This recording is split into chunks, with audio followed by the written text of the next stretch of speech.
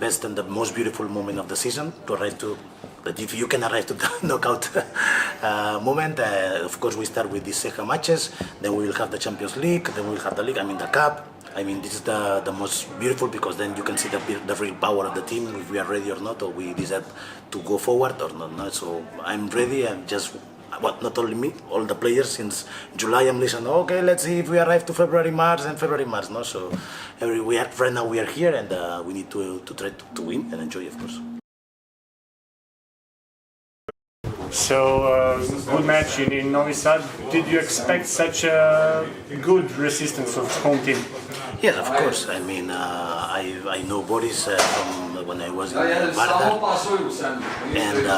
and of course I know that the teams are playing good, that he prepared them good the matches. We were watching the matches of Metalloplastica. You can see the difference between the first match and the second match, and it was no surprise for me that they play like this and that they play at home. And as Boris said, not at the beginning they were a little bit nervous, but then when they take out these nervous, they play normal and they are good players. So they had good players. It's not. I was not surprised, of course. You had two injuries in the first half, Manaskov and Moraes. But it's not a big thing. They will play next match, so it's not things that happen during the match. Maybe Manaskov a little bit more, but they are okay. Just prevention. It's better that they don't play. Yeah, you came to the part of the season where you don't have space for any mistake. Yes. Now it's knockout stage. How do you see it? Yes, good. All the year we are waiting to arrive this moment. No, I think that is the best and the most beautiful moment of the season to arrive to.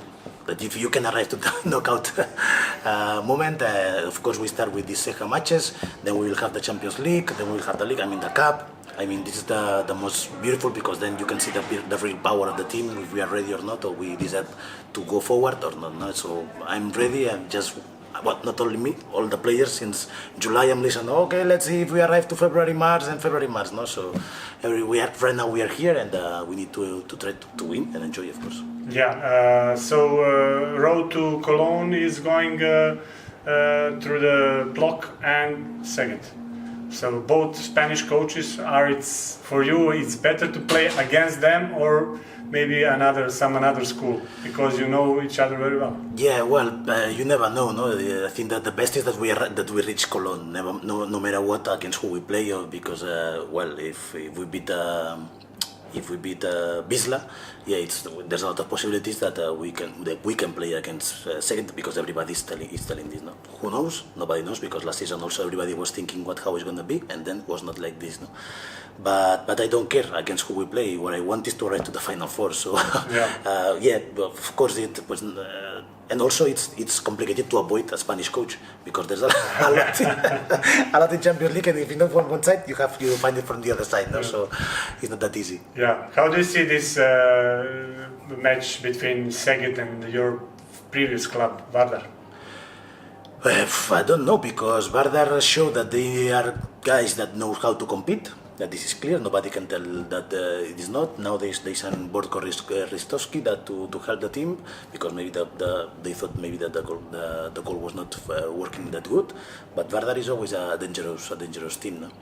But I think that the good thing from the side of Szeged is that the two matches that they are so dangerous, and it's not that easy to beat them in two matches. No, you need to play really good both matches. If not, it's complicated. So I think that one thing is good from Vardar, and the other thing is good for Szeged in this case. You spent many years in Skopje and very successful years. How do you see everything what happened around the club in the moment? It's like a small deja vu, no? Because this is, unfortunately, in Spain this happens a lot. We had Teca, Cantabria, the one that won the Champions League and also disappeared. Vidasoa, then now again, but 20 years later, now 30 years, he's coming back. Ciudad Real, Vardar, and long etc. No, we can see a lot of teams that I think it's in our sport. I don't know what's happened, but the teams that won the Champions League, then they are condemned to disappear or to go in a lower level. No? And it's a pity because when you are in a team that with such a history or such a success in these years and was everything so good, fantastic, personal and professional, no? And then you see that now they are struggling. When they left, yes, we started the struggle, and then continue. It's sad because I think our sport don't deserve this, not deserve totally the opposite. But well, some are things that you cannot control, and you just feel sad. But okay, we'll see if the situation can be safe. If they are still playing, there's still hope, no? Even though that all the voices that come, or the words that come from there, are saying totally the opposite. But this is what we have. From one point of view, place of Vesprem coach is a dreaming place, and from other point of view, it's very difficult to have a lot of stars in the team and to find them proper space and time and to make them everyone happy and satisfied. How do you see that? Yes, of course, but I mean, when you sign for a big club like Vesprema in this case, you know that when you sign, you know the responsibility that you have first, that you know that you're gonna have big players, and you know that you need to handle with this. No, there's a lot of things that you know that comes from with the church, no? With the charge of to be the coach. I like it. I love my job. I mean, I love my job. I love to take decisions, hard decisions. Of course, I need to think a lot. I need to work a lot. I need to take everybody happy. No, but it's to push. I mean, I always tell to the players, you want to play? Okay, show me that you want to play. If you don't show me, because the worst take it, the wind can take it. But if you would really want to play, show me. You play? Okay. You want to play? Okay, then you have minutes. If you don't, but you don't play. So from one hand and from the other side, it's easy and it's complicated at the same time, no?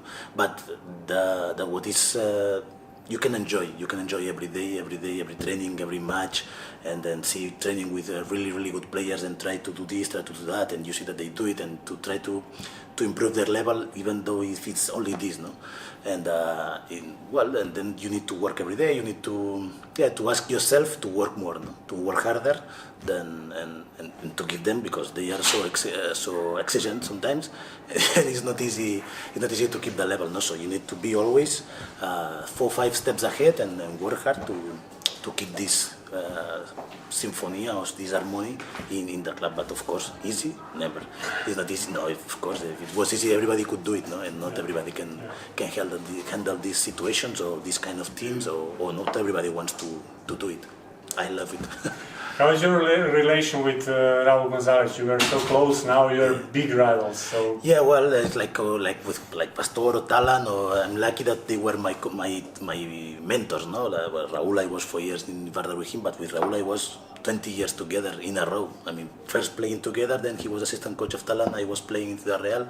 And now how often you are calling each other and so on? Yeah, we send messages, because he always have a lot of matches. I also have million matches, and also Raul is not that to call too much, no? So sometimes we said, hey, the other day he sent me, hey, Rodrigo was fantastic, no? Rodrigo Corrales.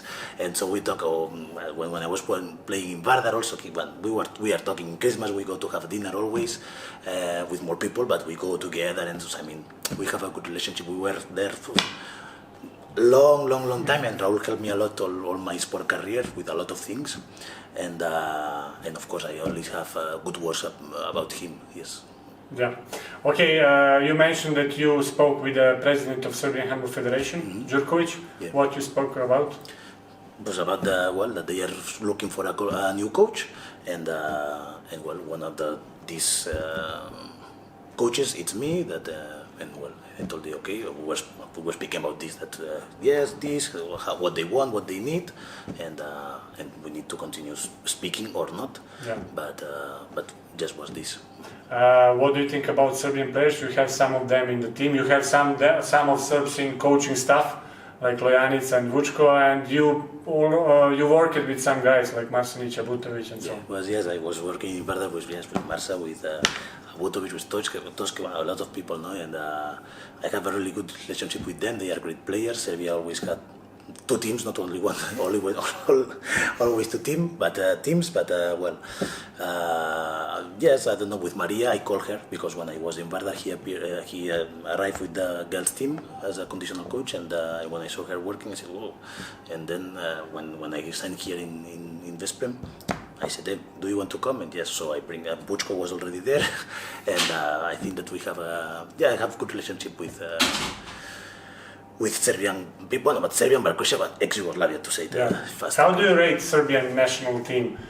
They are now finished on the 20th place, but is that real? What do you think? No, it's not. Of course, it's not real. But what is real is that not always a team is gonna be in the top. Because one team is gonna be in the top, then some years is gonna be down, and then again up, and then again down. I mean, this is a cycle. No. But now, it's normal that after big success, what they had, and always try to be fighting for the medals, no, between the 8th and the first place. This, I think, it's normal that also go down. Spain also was the same. When Valero started with Spain, the first time they were 12. Yeah. So, and you can say, wow, what is? But then again they went up. So, and they finished winning everything. No, so these things are normal. And then, but now the team must go up. So it's real. Sometimes yes, sometimes not. Sometimes it's because one goal, one match, one goal and one result, you go down, and it's not because they did a bad job. Or sometimes it's something that collaterals that you make a tournament that is not so good, and also you don't have lucky with the other results. No, I think that is, of course, Serbia has a big potential. Always has had, and who will have, because you can see that they always have 1 million players, so that you can use it everywhere. So, and they are playing like better. No, for instance, it's the best player of the EHF. So it's amazing, and players, always there's players, but sometimes you also dislike or do it in another way. Thank you very much.